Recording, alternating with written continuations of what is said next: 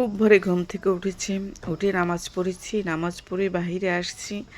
বাহিরে এসে দেখি কি কুয়াশা পড়েছে, শীত বুঝি চলেই আসছে। গ্রামে কিন্তু শীত পড়ে গেছে, রাত্রে কিন্তু ফ্যান দিয়ে থাকা যায় না। রাত অর্ধেক রাত হলে ফ্যান বন্ধ করে থাকতে হয়, কিন্তু খুব ঠান্ডা লাগে। তারপর ফ্যান গায়ে দিই, কম্বল গায়ে দিই, মানে ফ্যান গায়ে দিই না, ফ্যান দিয়ে কম্বল গায়ে দিই। আর এসে দেখি গাছতলায়, এসে দেখি কত ফুল ফুটেছে। ফুল দেখে খুব লোভ হলো, ফুল তো খুঁজতেই হবে, ফুল ভীষণ ভালোবাসি, যে কোনো ফুলই হোক। তারপরে সবচেয়ে প্রিয় ফুল আমার বকুল ফুল। বকুল ফুল যেখানে পাই নাকি, যেদিকে যাই বকুল ফুল থাকলে ওখান থেকে বকুল ফুল খুঁটে আনবই আমি, আর এনে আমার ঘরে রেখে দিই। আর ঘরটা যে ঘ্রাণে ভরে যায়। শিলি ফুলেরও ঘ্রাণ আছে, তো শিলি ফুলের ঘ্রাণ বেশি সময় থাকে না, বকুল ফুলের ঘ্রাণ 3-4 দিন বকুল ফুলের ঘ্রাণ থাকে। বকুল ফুল যে কদিন মানে তাজা থাকে সে কদিন ঘ্রাণ ছুটে যায়। শিলি ফুল যেটুকু থাকে আলহামদুলিল্লাহ, যে 2-1 ঘন্টা থাকে ওতেই মানে আমার ঘরটা ফুলে গন্ধ ভরে যায়। তারপর মেয়েকে এগিয়ে দিয়ে এসে পরিচিত ভ্যানে তুলে দিয়েছি, আমি আর যাইনি। না যেয়ে তো ছোটোবেলার কথা মনে পড়ে গেল। ফুল খুঁটবো, আবার বাড়ি যাব, বাসন নিয়ে আসবো, তারপর ফুল খুঁটবো। ছোটোবেলায় আমরা কোথাও গেলে এরকম কিছু না পেলে কচুর পাতা হোক, মৌলপি কচুর পাতা হোক, আর কলার পাতা হোক, যে টাইপের যে পাতাই হোক, এইভাবে সব কিছু নিয়ে আসতাম। আজকে আমি তাই করেছি, কচুর পাতাতে ফুল তুলে নিয়ে যাচ্ছি। একে একে আমি সব ফুলগুলো খুঁটে নিচ্ছি। আমার খুব ভালো লাগে। সবচেয়ে আমার বকুল ফুল পছন্দ, শিলি ফুলও ভালো লাগে, কিন্তু শিলি ফুল বেশিক্ষণ থাকে না, যেটুকু সময় থাকে আমার ঘরটা ঘিরানে ভরে যায়। যাক, ফুলগুলো বাড়িতে খুঁটে নিয়ে যাচ্ছি, মাশাআল্লাহ কত সুন্দর দেখা যাচ্ছে, তাই না? ফুল দেখলে মন ভরে যায়। যে ফুল ভালোবাসিবে না, ফুল দেখেই তাকে ভালোবাসতে হবে, তাই না? আমি তো ভীষণ পছন্দ করি। তবে বাড়িতে যাচ্ছি, বাড়িতে এসে ঘরের মধ্যে ফুলগুলো রেখে দেব। ফুলগুলো ঘরে রেখে দিয়ে তারপর আমার সংসারের বাসি কাজগুলো সেরে নেব। কোনো কাজই তো করি নেই, সব কাজ ফেলে দিয়েছি। দেখতে পাচ্ছেন উঠানটাও ঝাড়ু দেওয়া হয়নি।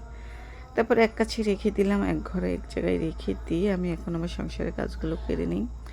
আর এরই মধ্যে কিন্তু আমি এই যে সব কাজ সেরে নিয়েছি, দেখতে পাচ্ছেন ঘর বাড়ি ঝাড়ু দেওয়া, মানে চুলার ছাই তোলা, আমার এ ঘরটাও ঝাড়ু দিয়ে নিয়েছি। আবার নাস্তাটাও করে নিয়েছি। আজকে মানে নাস্তা তৈরি করেছি, সকালকার খাবার তৈরি করেছি। আজকে তৈরি করেছি হলো রুটি বানাইছি। আবার বলবেন যে ডিশের মধ্যে কেন, রেখে দেওয়ার সময় পাইনি বাটিতে, ডিশে রেখে দিয়েছি। আর কিছুতে চাচি পিঠা বানাইছি। মানে এরই মধ্যে মেয়েকে কিন্তু আমি টিফিন দিয়ে আসছি, এই জন্য অনেক তাড়াহুড়া করে মানে কাজ করতে হয়েছে, এই জন্য ক্যামেরা অন করিনি। রুটি তাড়াহুড়া করে বানাইছি, আবার হলো পিঠাগুলো বানাইছি, বানায় রেখে চলে গেছি। আমি খাওয়া দাওয়া করিনি, মেয়েকে ডিম ভাজি করে দিয়েছি। আর আমার আম্মাজানকে বলেছিলাম যে মাংসের তরকারি দেবো, সে বললো যে না, মাংসের তরকারি মানে বই খাতা নষ্ট হয়ে যায় ঝোলের তরকারি দিলে।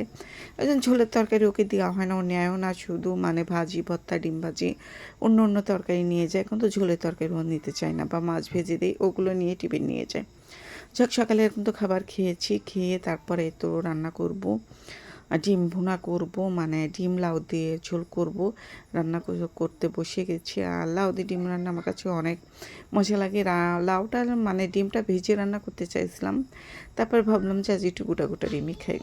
ভেজে রান্না করলে তো সাশ্রয় হয়, আর গোটা গোটা রান্না করলে অনেক কয়টা রান্না করতে হয়। থাক, আজ খেতে ইচ্ছা করছে গোটা গোটা, তাই গোটা গোটা ডিমই রান্না করলাম। ডিম রান্নাটা আমার হয়ে গেছে, এখন নামিয়ে নেব। এখন ছোটো মাছ মাখিয়ে চটচটি করব।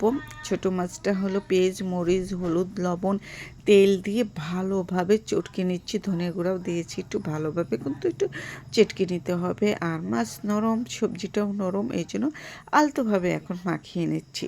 আর মাখানো তরকারি আমার কাছে ভীষণ ভালো লাগে এভাবে। আমার ঝোলের থেকে কিন্তু আমি পুরপুরিটাই বেশি পছন্দ করি, ঝোলটা অত ভালো লাগে না। তারপর ঝোল রান্না করি মেয়ের জন্য, মেয়ে আবার ঝোল পছন্দ করে, এই জন্য মেয়ের জন্য ঝোল রান্না করি। আর আমার জন্য বেশি কিন্তু আমি চটচটিটাই পছন্দ করি। যাই হোক, আমার চটচটিটা হয়ে গেছে, খুব ক্ষুধা লেগেছে, অনেক কাজ করেছি, ওগুলো কাজ আর দেখাইনি। আর এই তো এখন খেতে বসে গেছি। মাশাআল্লাহ, রান্নাটা যে এত মজা হয়েছিল, প্রথমে ছোটো মাছটাই নিয়েছি আর খাওয়া শুরু করে দিয়েছি। সবাই ভালো থাকবেন, সুস্থ থাকবেন। খেতে খেতে আজ বিদায় নিচ্ছি। আজ এ পর্যন্ত, আল্লাহ হাফেজ।